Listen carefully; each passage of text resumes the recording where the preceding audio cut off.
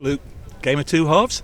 Yeah, exactly that. Yeah, I think the first half, as good as we were equally as poor in the second at times. Terrific though in that first half, took the game away from them, 4 goals. They did have 1 or 2 opportunities, but you could have had any number. Yeah, I really thoroughly enjoyed the first half, and I felt that was us playing football how I really want us to play. The vision I have for the team is to play in that manner, and they were absolutely breathtaking at times, I thought, the lads. Saw Graham Alexander in his presser in the week saying he'd learnt a lot from the MK Dons game earlier in the season. Probably could have learnt more from Crewe or Wrexham or Mansfield. Yeah, but I think he showed in the second half that that he does know a lot about us, and they made the game very difficult for us in the second half. And in the end, we probably, on the balance of things, I think we're worthy for the win, but only just. You were certainly worthy of it. What changed at half-time though? They changed formation a little bit, but we're not off it again at the start of the second? Yeah, the first action is ridiculous. We give the ball away on the halfway line, and there's a counter-attack, and it sets the tone, and then we're sloppy, and we're missing intensity, and the awareness is not there anymore. People are having the ball pinched off of them, and really that came from Bradford just throwing everything they had, because at that point they've got nothing left but to throw everything and throw caution to the wind, and they caused us far too many problems for a team that were 4-0 down, and we should have been able to cope with that better, and we didn't. You've said that to us a few times, to be fair, this season. You've not started the second half as well. Yeah, and too many times we've been here 2-0 up at half time, 3-0 up at half time, and I'm not talking about being 3-0 up and you don't know how. I'm talking about we've been 2-3-0 up, and we know we deserve to be, because we created great chances and we played well.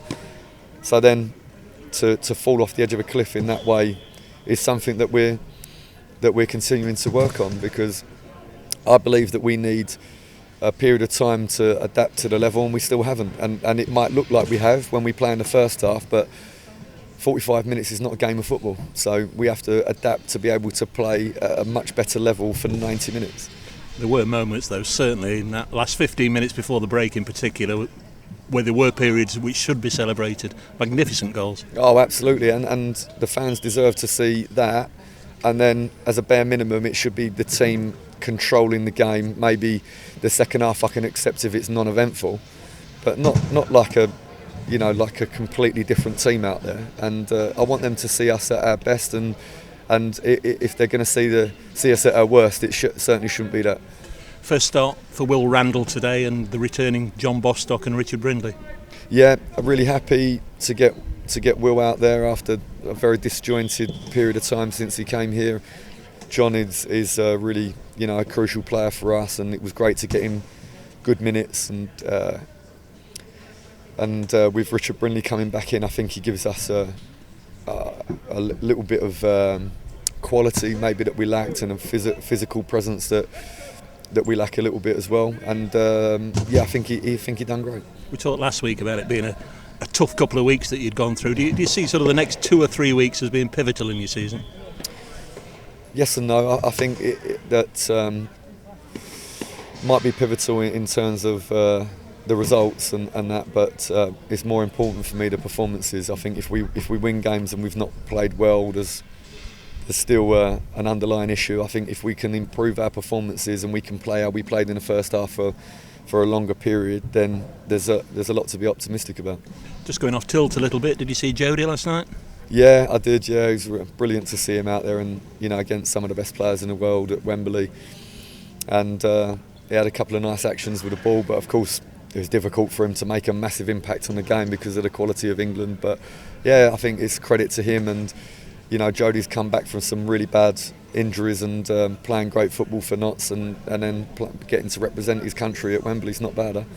It's not indeed. I know you've touched on it in your presser this week. It's been a strange old week for the fan base, and maybe for you as well a little bit. All the rumours that's gone on. Is it that sort of time of the year, or is it Notts County now as a club where they seem to be rife for rumours? We had all the Taylor Swift stuff and now the Oxford United stuff.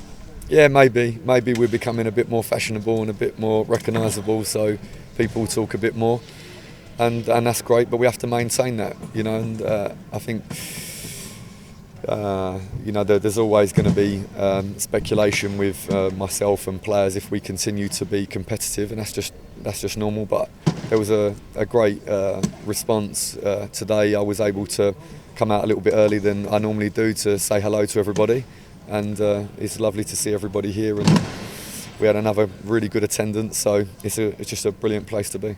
And I understand you invited a young man into the dressing room to have a word with the players before kick-off. Yeah, I did. My friend came in because he made some brilliant words last season, and his journey is incredible, and what the club means to him is touching. And he came and made us laugh and made us feel quite moved at times as well. And I think really, maybe you should do the team talk every week if the performance is going to be like the first 45 minutes. But yeah, it was lovely to see him again, and he's a great guy.